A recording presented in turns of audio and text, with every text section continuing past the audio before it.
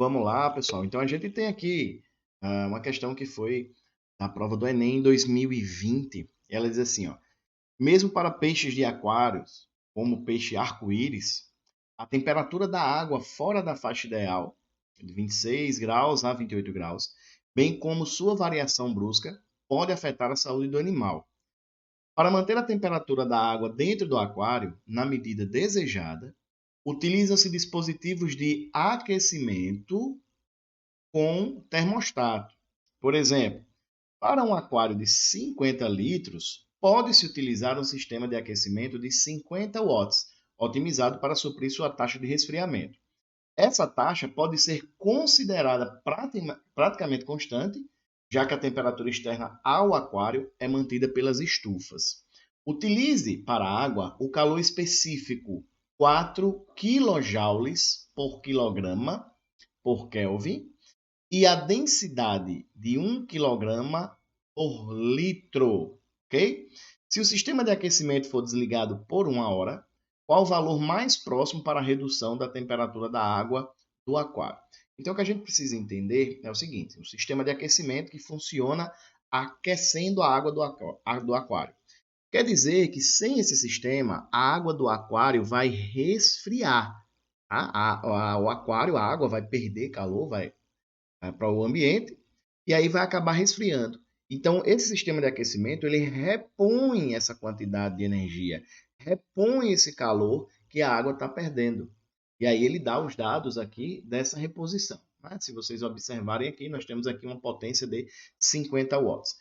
Então, o que é que nós vamos fazer? Se a gente desligar esse sistema de aquecimento por 1 hora, qual é a quantidade, ou qual é a variação, né? A redução de temperatura que a água vai sofrer nesse caso. Então, nós vamos fazer da seguinte forma.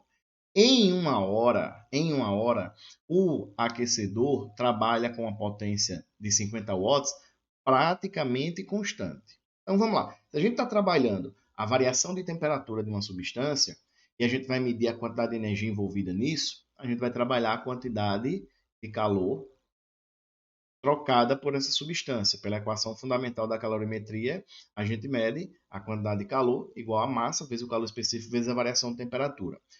Só que nessa questão não foi informada a quantidade de energia trocada. Porém, sempre que as questões trazem uma taxa com a qual a energia é transferida, né, com a qual o calor acontece, a gente chama isso de potência térmica. Então, a gente pode substituir a quantidade de calor pela potência térmica, né? Escrever em função da potência térmica, que é simplesmente calcular o produto potência vezes o intervalo de tempo. Tá? Então, é muito comum a gente determinar a quantidade de energia transferida, o calor transferido, em função da potência. Então, é só substituir por potência vezes tempo. Pegou a questão que traz uma potência de transferência de energia, você vai trabalhar utilizando esse produto potência por tempo. Por quê? Porque a potência é a quantidade de energia dividida pelo tempo. É a razão, a taxa em relação ao tempo de quanto calor é transferido.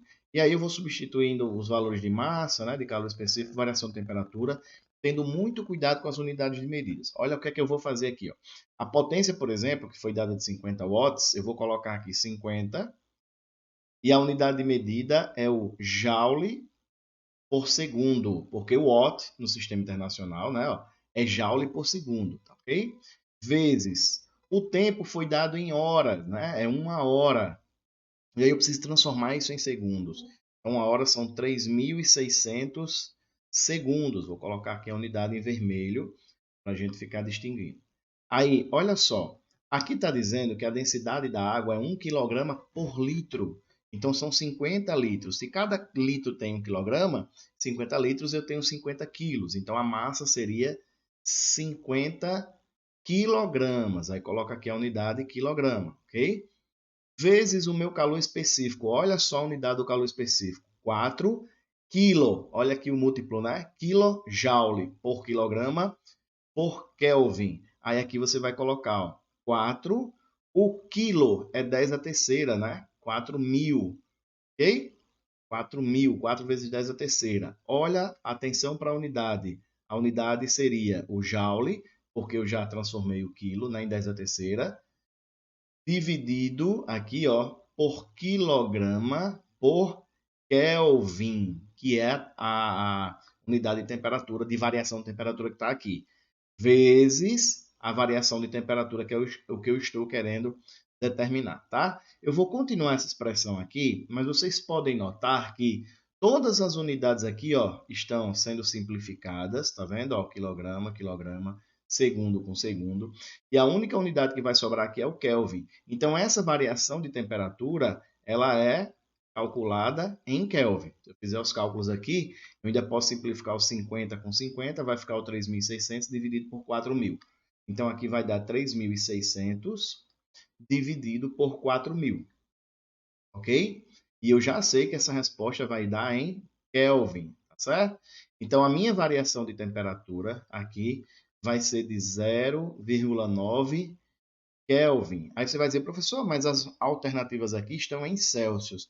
Aí a gente tem que voltar lá na termometria e lembrar que qualquer variação de temperatura em Kelvin é igual à variação de temperatura em graus Celsius. Lembra?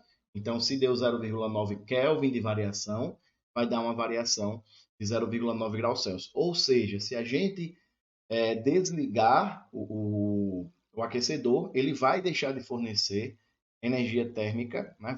vai parar de haver calor do aquecedor para a água. Isso faria, né, ele manter a temperatura. Então, a água vai perder essa quantidade de calor, porque se faria a reposição, quer dizer que a água está perdendo essa quantidade de energia. E nesse intervalo de tempo, esse fluxo de energia faria ela variar sua temperatura em 0,9 graus Celsius. Portanto, a resposta da questão resolvida, letra C.